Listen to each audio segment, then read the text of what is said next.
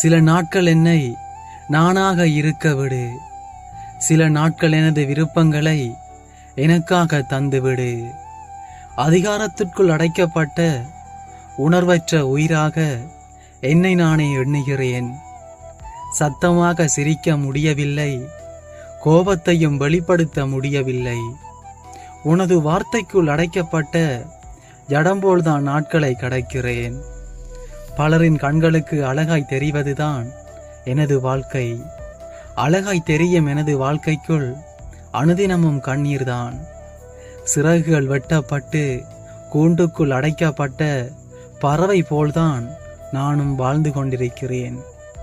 மனம் விட்டு பேச, உள்ளம் திறந்து சிரிக்க, கண்ணீர் விட்டு கவலையை சொல்லி அழ எனக்காக சில நாட்களை தந்துவிடு.